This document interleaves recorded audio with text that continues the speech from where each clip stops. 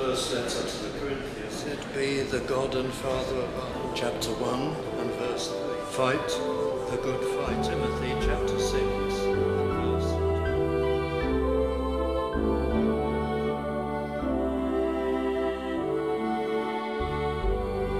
And our subject now is getting the spiritual sense.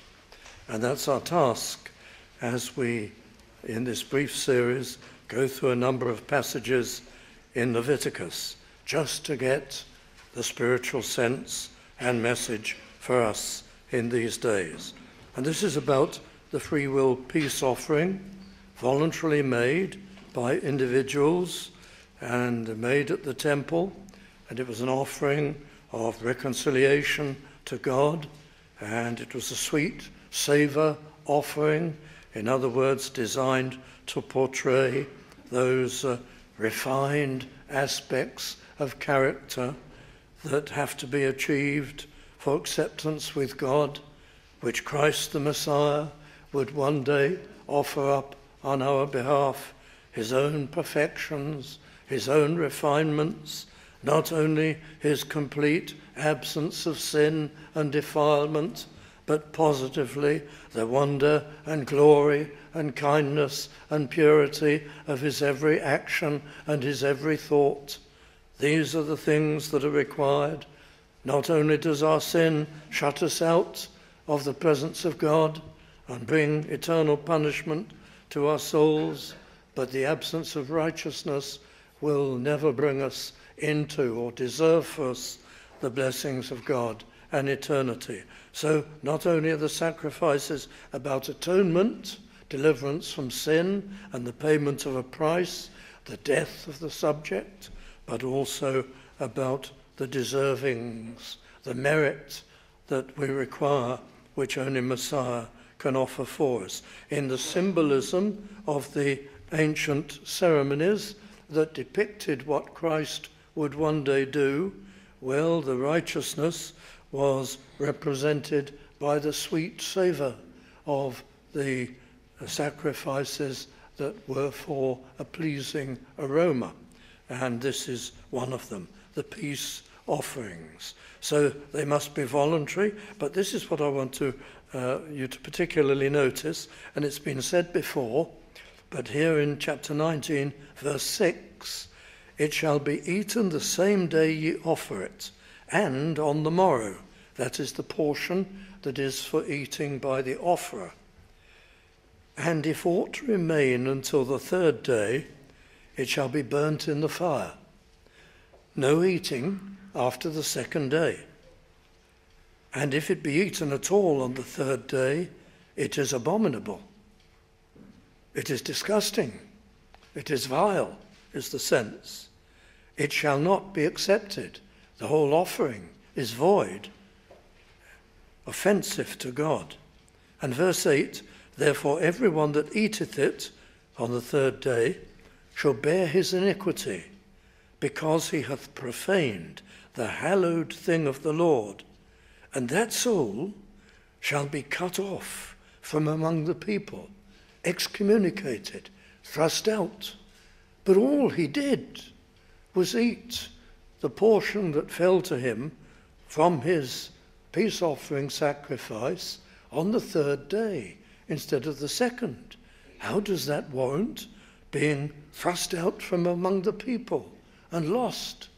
And so that he would be out and his family and live among the pagans for survival, which seems a very harsh, a very terrible punishment. And yet this was what the law laid down, the kindly law of God. The ceremonies must not be abused. They must be entered into sincerely. Nobody must take any part of the ceremonial and bend it to his own advantage, his own secular or personal pleasure or needs. And it may be that people were rather mean or frugal, whichever would be kinder, and may say, well, this is precious. We've reared the animal for this offering, and there's plenty of meat, and there's an abundant supply for us to eat on the third day. So we'll go ahead. But that would be an abuse of the offering. The offering has a distinctively, exclusively religious purpose. It's something very special, very holy, because it represents God's work. Here it is, it represents what the Messiah will one day do. There are the sacrifices, as I mentioned, for atonement, for the taking away of sin. There are the sweet savour offerings. A Messiah is coming, and he will make such an offering that it will deserve for all of us, hopeless and condemned people, an eternity of bliss. And so we participate in this, and we eat some of it, the purpose of which is to signify to us that we receive a portion. Christ will do these things, Messiah will do these things for us. We will be partakers, participants, sharers of it all. And it is a very precious thing, not to be abused, not to be turned into simply feeding the family. And it was dealt with very severely. Now, the interesting thing is, what does it mean for us today? Because the sacrifices, the ceremonial, is at an end, and Christ has come, and he's carried out his work, and these things no longer take place.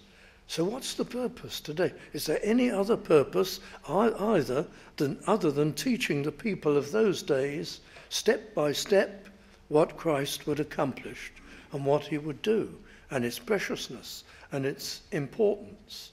And that's where today we're in a certain amount of trouble, because a lot of good Christian people in recent years, preachers, seminaries, training preachers, have decided to recoil from looking for the purpose or the meaning of a passage in the Old Testament to us today. And the idea is, you mustn't believe that there is any deeper meaning, any deeper purpose, any ongoing purpose. Even if you believe the Bible to be inspired, this is what they are telling the students in so many seminaries today, even though you believe the Bible to be inspired and special, you mustn't expound it as though it is. You mustn't treat it that way. You must look at these passages and say, the message of Moses is strictly limited to what he intended his generation to understand. There is no deeper meaning for subsequent generations.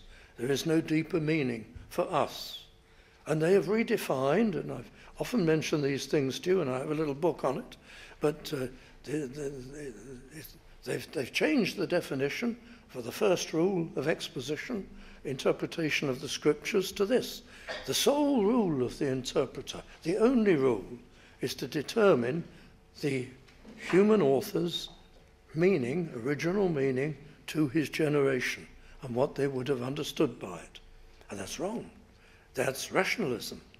Why, what the reformers used to say was the task of the interpreter, the first task of the interpreter, is certainly to establish what the original author literally meant. But that's not the limit of the expositor's task. What does it mean for us? What is the reason for the ceremony? What's the ongoing reason? And so on. And we're to explore that. But now they've changed it. The sole duty of the interpreter, the only duty, is to establish the literal meaning, intention of the human author and what his contemporary hearers would have understood. And that's to turn the Bible into a non-inspired book. It has nothing for the future. It has no deeper meaning. It has no message, no significance.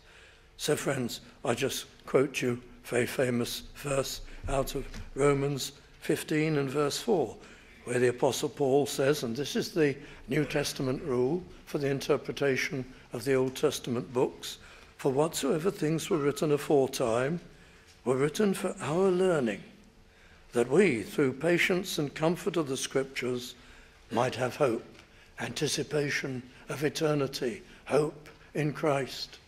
So in other words, there are messages right through Leviticus for us.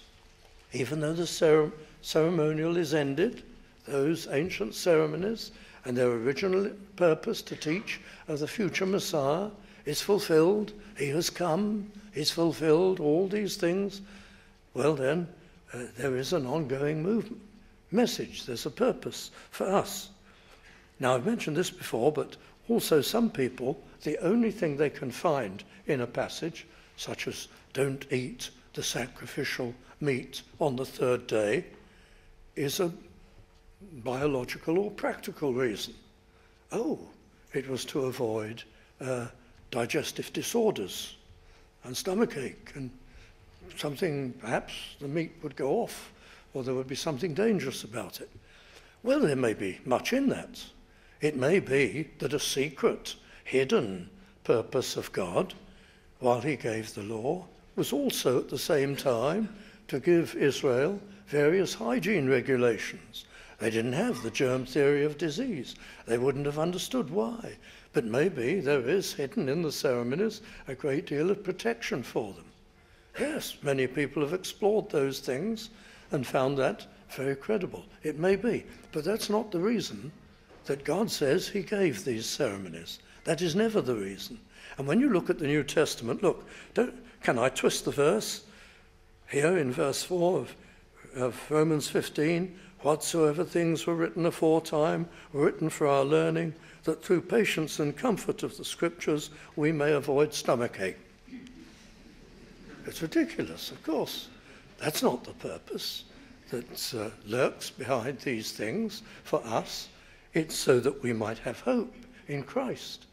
So the first thing we do with the ceremonies of Leviticus is look to the message of Christ and what it tells us about his finished work and his offering and death, because that's what they were being prepared for. In all the sacrificial offerings, they are being given the principles of atonement and what is required, a perfect, unblemished offering, and so on and so forth. We'll touch on those things again. Or I could turn you equally forcibly to 1 Corinthians and chapter 10. We read it, and I'll read 3 verses to you again. Verse 6, now these things, the wilderness events, were our examples to the intent that we should not lust after evil things as they also lusted. I won't go through the whole passage, but there's verse 11. Now these things happened unto them for ensamples. Different word. The Greek means patterns, for patterns. And they are written for our admonition, upon whom the ends of the world are come. And verse 15, I speak as to wise men. Judge ye what I say. Use your minds. Distinguished, determining the sense. The Apostle Paul doesn't say it's anything about digestive disorders or such things. It's about the avoidance of sin and falling and pleasing God. That's what these passages are all about. That's what Leviticus is really all about. If you retitled it, you could call it the Book of Reconciliation. It's all about the supreme holiness of God and the abased pollution of the human heart and the immense difficulty of reconciling man with God. And the elaborate ceremonies depict and illustrate what Christ would have to do to secure that reconciliation. And there is an ongoing message in them all. So going back to Leviticus chapter 19 and the verse 6, the offering eaten on the same day. Well, we think, does the passage give a reason why the ceremony was given? Many times it does. Does it speak of Christ according to Romans 15:4, giving us hope? Well, yes, the sacrifice does, of course, and its preciousness. Does it reprove or warn or exhort us, which is an expectation given to us in 1 Corinthians chapter 10. So we prime our minds with these expectations, and we come loaded with them, expectations from the text, looking for what used to be called the pastoral potential of the text.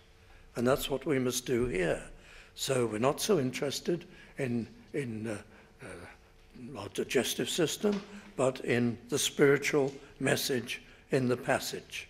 And here it goes. Well, we mustn't profit from any of the things of God, even today. We're not to derive additional enjoyment just for ourselves, beyond the spiritual. A church service, for example, it is a spiritual experience. It's to do with our souls and with God. And we come in order to worship and praise and adore him and see more of him and be convicted and reproved and to be encouraged and lifted up and to learn great things. So when we have someone, they come to a service and you say to them, well, how did you get on? And they say to you, oh, the music wasn't lively enough for me. Well, you see, they're in transgression of this. That is the modern equivalent of the fault committed here. I want something more than spiritual blessing. I want some excitement. I want my body to tingle. I want some rhythm and some secular concert style elevation or thrill. I'm looking for something more than spiritual life and communion with God and blessing and reproof and advance and resolving and to serve him better. I want some personal, even physical level of enjoyment, sensual experience. And that would be the modern equivalent of the fault here. Oh, my dear, says the very frugal wife to the husband, let's take some of that meat for the third day. It's expensive. Let's use it. Oh, no, you can't do that. Moses, this is a sacred encounter, this sacrifice in the temple. You can't turn it to your own physical, personal pleasure and add to it. But that's what is done today on a widespread scale. This is important because that's what the embargo on eating the third day really amounts to. That's what it means, that you don't take advantage of the precious and spiritual things of God and add to them and twist them so that really all you're getting is secular material pleasure from them as well. I'll do both. I'll turn it into a concert. I'll have fun and so on. And I've heard many things along these lines. I remember when I was a young Christian in a particular church, I heard about a man, and he was well into his 80s, and the church had a choir. And this man had a foghorn voice, and it would come through everything in the choir, invariably, probably because of his age, well out of tune and all the rest of it. And so the person who was in charge of these things attempted to stand him down from the choir. And his retort, I remember well it being reported around, was, if I can't be in the choir, I am not coming to church. In other words, my pleasure or place or whatever was important to him, my status by being visible in that choir is of equal significance to me to actually coming to worship. And that's what this you don't eat on the third day. There's a lot of third day eating going on in our churches today. I remember a lady too. I can't remember the reason, but for some reason whoever was in charge said she couldn't be any longer on the church flower rota to arrange the flowers. So she stopped coming to church. You see, there's something else beside my soul and the Lord and the worship that is important to me, something for me. That's eating on the third day. Do you see the parallel? This is the spiritual sense behind the ancient command. And that you can think of many, many applications for. There's a lot of third day eating today in churching. Church is something for me. Beyond the worship and the Lord and the doctrine and the teaching, something for me matters too much. And then I take you down, because I must be quick. I'm touching on just a number of passages to give the sense, the idea. In chapter 19 and in verse 9, and when you reap the harvest of your land, thou shalt not wholly reap the corners of thy field, neither shalt thou gather the gleanings of thy harvest, and thou shalt not glean thy vineyard, neither shalt thou gather every grape of thy vineyard. Thou shalt leave them for the poor and stranger. I am the Lord your God. This is very beautiful, really. The land was the Lord's.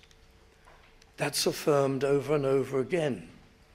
We're used, perhaps, to having our own little bit of land, or our own property, or something that we call ours.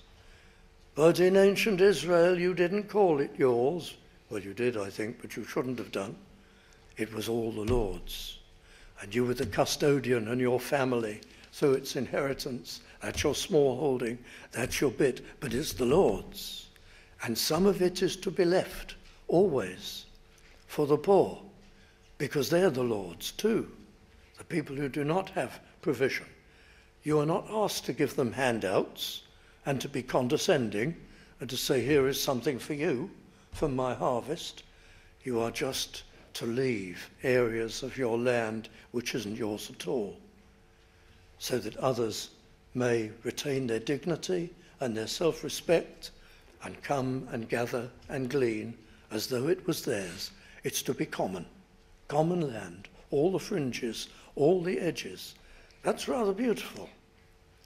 And the self-respect of those who did not have land is honoured, and they have a contribution of work to gather in their own provisions, and their dignity is maintained, as I said. And that's how it was done. I am the Lord, says the Lord. Well, what is the significance of that today? What goes on? Well, it's easy to see, and the old Reform commentaries all get it first time, you know, that there is no stratification or privilege or ownership, or shouldn't be, in the Church of Jesus Christ. Everybody must be given access to everything. So we don't say, oh, certain people are too dull to understand complex doctrines. We must so order instruction and classes and groups that everybody, whatever difficulty or disadvantage they may have access to the deep things of God and the riches.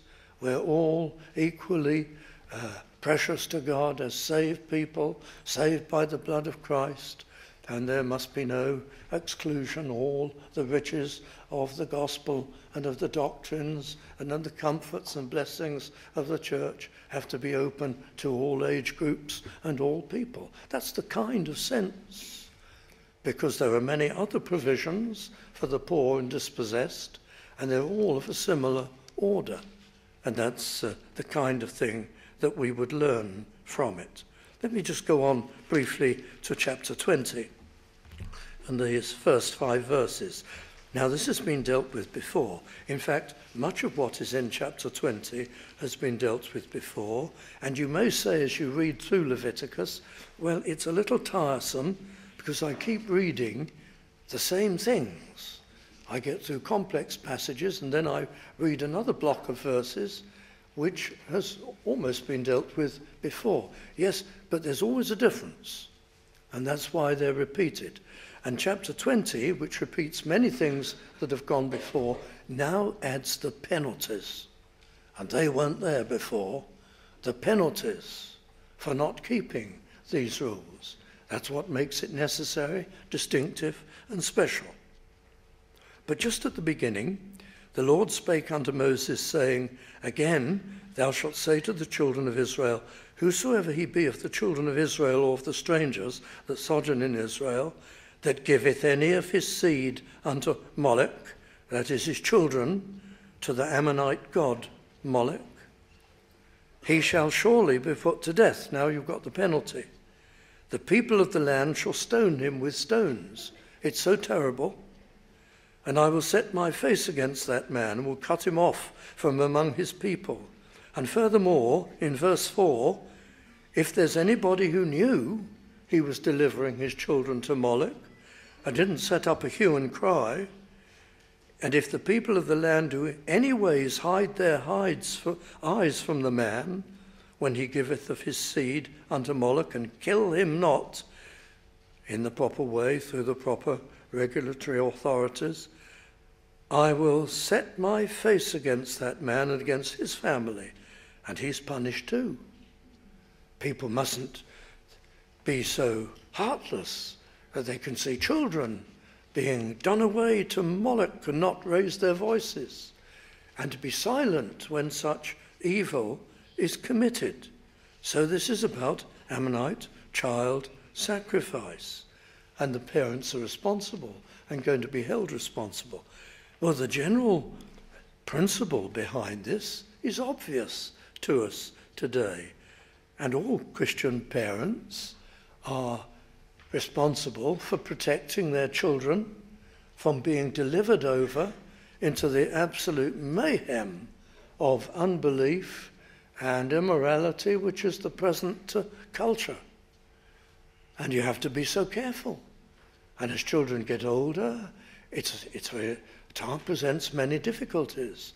And parents have to be very wise, and very prayerful, and very careful in these days.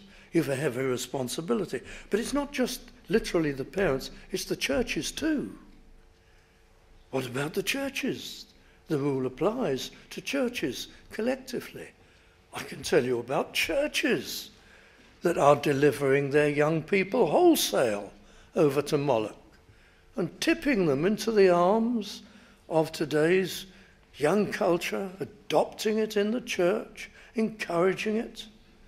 I read somewhere that the majority, and I don't think it applies to Britain so much as in the USA, of the pop stars of the 60s who were instrumental in bringing in the whole new satanic liberated society and anti-moral crusade learned their arts in churches.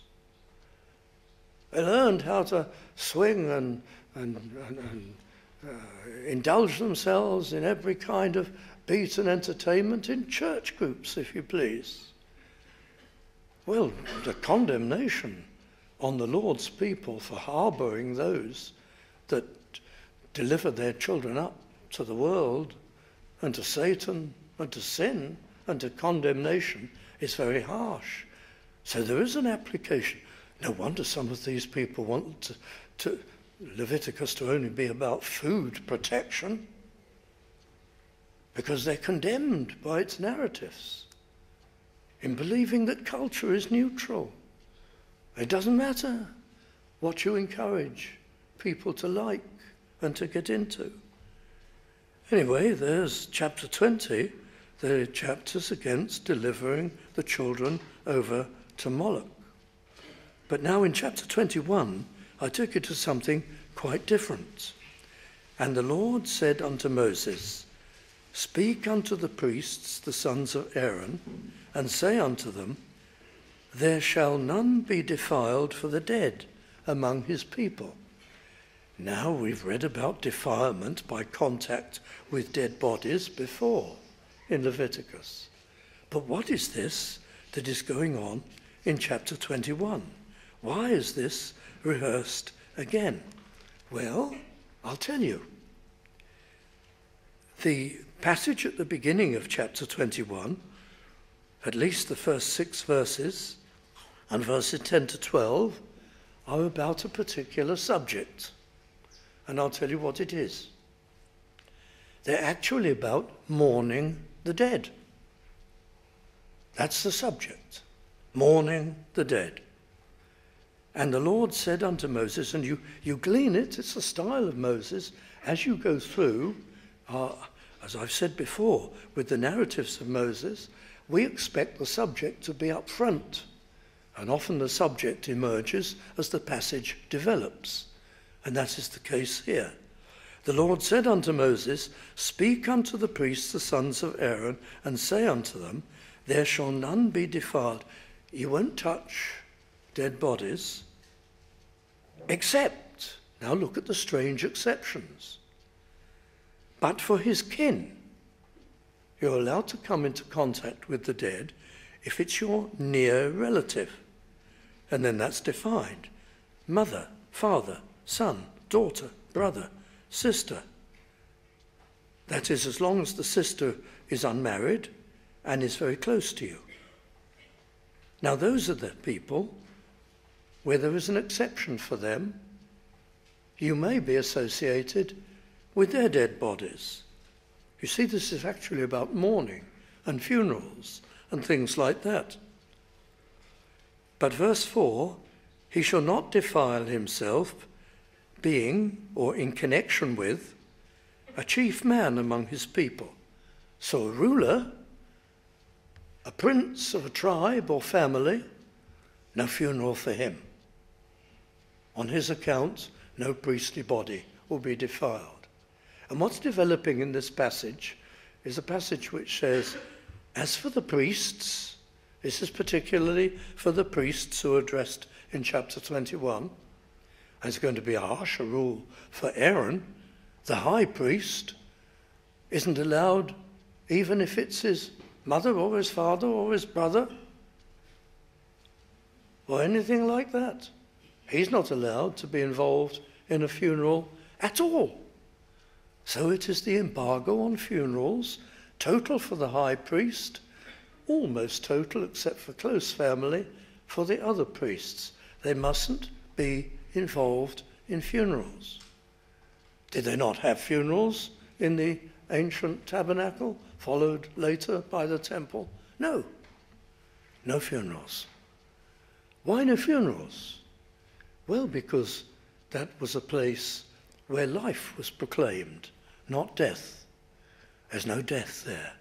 It represents Christ, the giver of life, the Messiah who would come, who would secure and purchase life for all his people. There's no death involved. So they're only given a little exemption, the priests, not the high priest, for their nearest kin. And in connection with this, verse 5, they shall not make baldness upon their head or shave off the corner of the beard. This is in connection with funerals. This is what the Canaanites did when there was a funeral. They would make various, of course, they were bodily lacerations and cuts and so on, as their very excessive mourning and wailing, but also they would shave parts of the head and beard and things. They won't do that. The outward signs and tokens of death you will not engage in on any account. And by this you won't be defiled, and you'll remain holy unto their God, and they won't profane his name, because they're handling the offerings. The verse goes on to say that's the reason. There's a ban on funerals in the tabernacle, there in the ancient tabernacle, and the priests mustn't get involved, except that compassionate. They're allowed to grieve their close relatives privately. But why is this?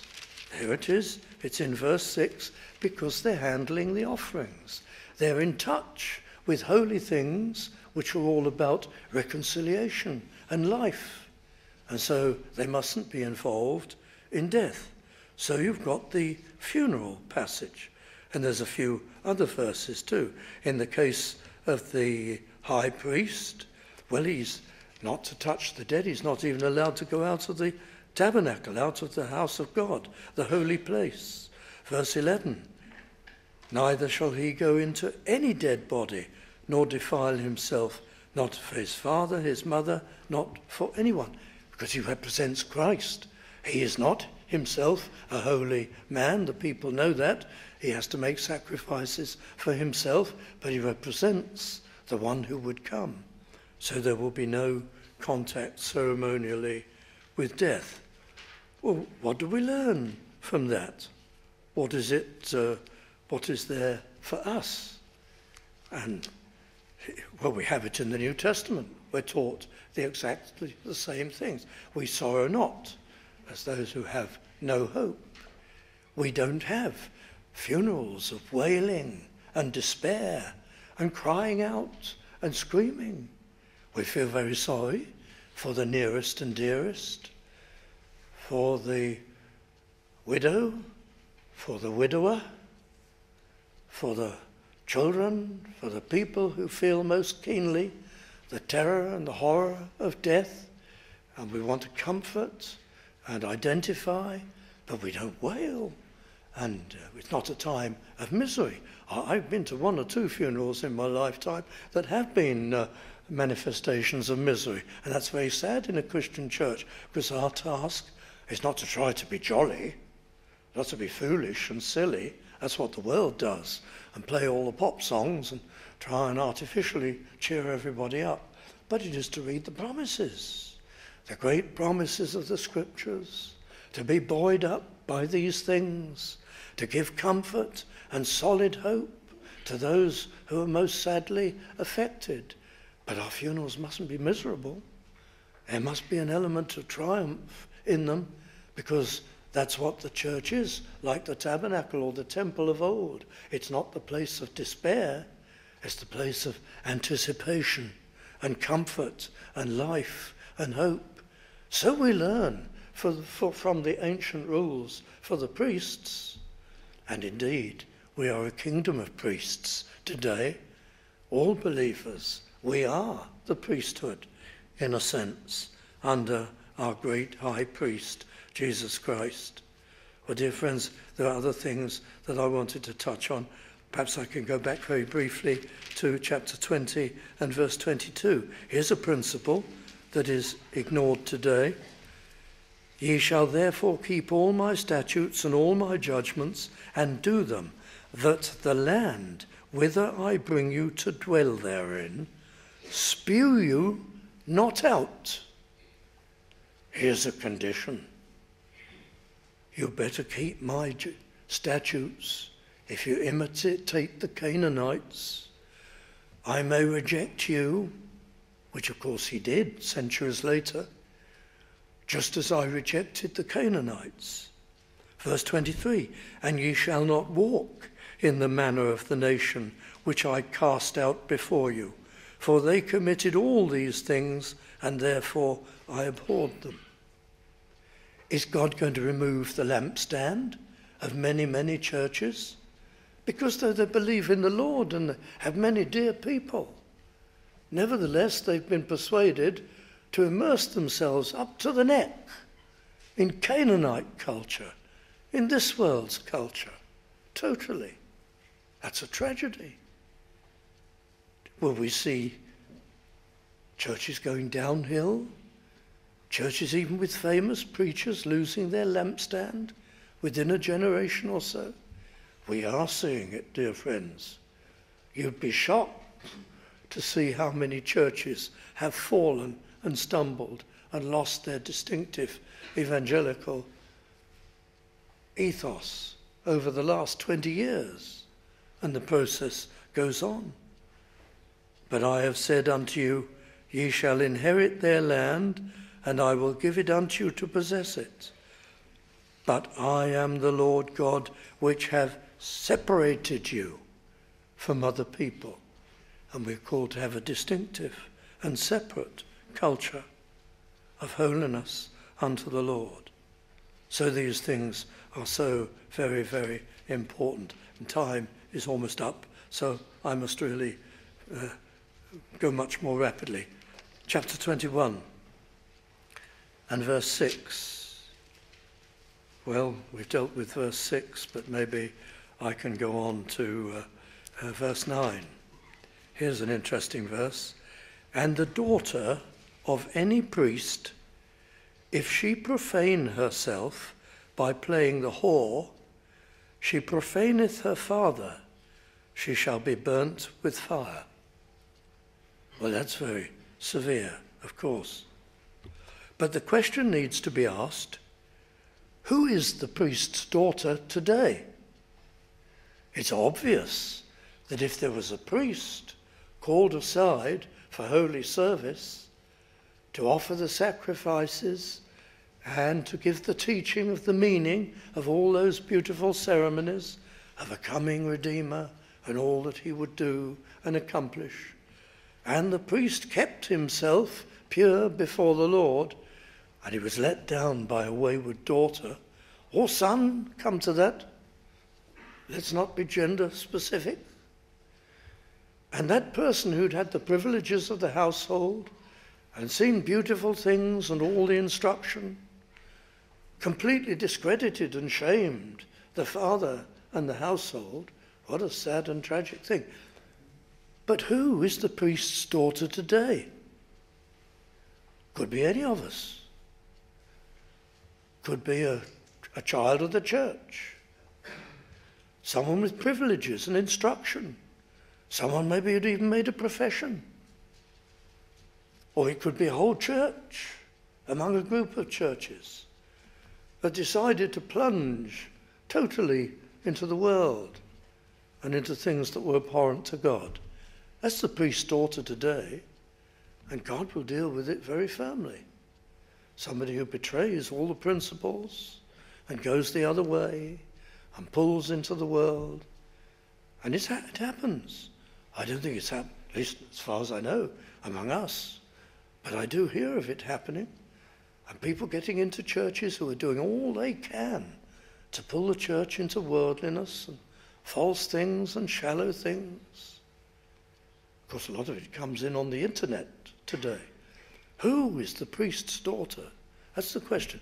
You see, we're just learning, really. I'm getting very specific, but we're trying to learn how the principles of the Old Testament apply actually for all time, in principle, even though the ceremonies and their purpose for that time are ended and finished. And these things are important. Chapter 22, verses 1 and 2. The Lord spake unto Moses, saying, Speak unto Aaron, this is to the priests again, and to his sons, that they separate themselves from the holy things of the children of Israel. And perhaps that could be more carefully translated. One translation offered by some today is along these lines. Speak unto the priests that they behave themselves very guardedly in relation to the holy things of the children of Israel. And that's right. That's the sense, with due respect to the context. And the idea of this passage is this. It's precautions against the priests cutting corners and becoming little by little insincere. Why, the ceremonies are very complex. What a temptation. I am a priest. I am called of God. When people are watching, I will be fastidious and I will follow the procedure exactly and all the washings and every step. But when there's no one around, let me promote myself. I'm the high priest. There's no one around. I'm only allowed in the Holy of Holies once a year. But I think I'll just slip in there to get something and to tidy something up and to make sure everything is in order. Nobody will see. I'm a sincere man before the Lord. I won't be doing any harm. You can imagine it, can't you? Preparing the accoutrements of worship, the utensils on the altar. Well, there's nobody watching. I haven't washed my hands, but I'll just quickly rearrange them to where they ought to be. It won't do any harm. In little respects, cutting corners. Chapter 22 is, don't you dare. Don't you dare. Follow the rules. This is the holy place. Everything is crucially important. In this age, it's not today, in that age, it was important that everything was done exactly as God said it should be done. Well, the application of that today is clear to me, I hope to you. We're Christians. We're a priesthood of believers. Are there all manner of ways in which we're tempted to cut corners? I think of the person, here's an obvious example. It's not a kind example because I'm not suggesting anything. But take the stewards in a service. They've got responsibilities. There are people coming in after the service has started. The downstairs say it's full. And they've got to keep their eyes open. And as people come in, we don't let them in during the scripture readings. So it can't be done then, or during the prayers, but during the hymns. Let people in, place them in the right place without commotion, where there's an adequate gap and all the rest of it. So they've got to be on their toes. What a temptation to become a professional. stand there with your hymn book, play no part in the worship at all. I'm a steward, don't you know? I'm a sincere believer, but you're completely detached from worship. This chapter says to you, don't you dare. Because we don't want you so following the worship that the people are milling around everywhere and the stewarding isn't going on. So there's a balance to be struck.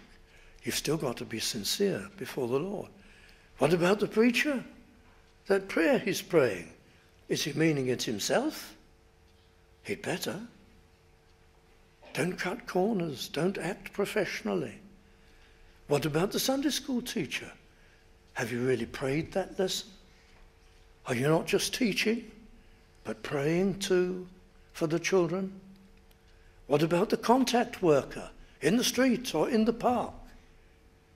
Have you prayed as much as you've spoken? Don't skip holy things and become insincere. Have you spoken earnestly to somebody and helped them in personal counsel or admonition, been a tremendous help to another person and gone to bed without prayer, skipping quiet times? Are you a man of God, a woman of God when people are with you, but you're watching things on the TV which are not wholesome at all and a sheer waste of your time? Let the secret life be worthy of a Christian man and woman. That's what this is all about, the warnings to the priests. Don't cut corners. I think we've done quite enough for today, and I'm sorry it may seem a bit negative. I'm trying to show the point behind everything, which is in the deep things of the Word of God. They speak to us in every age. I would have liked to have summed up positively, but I'm over time.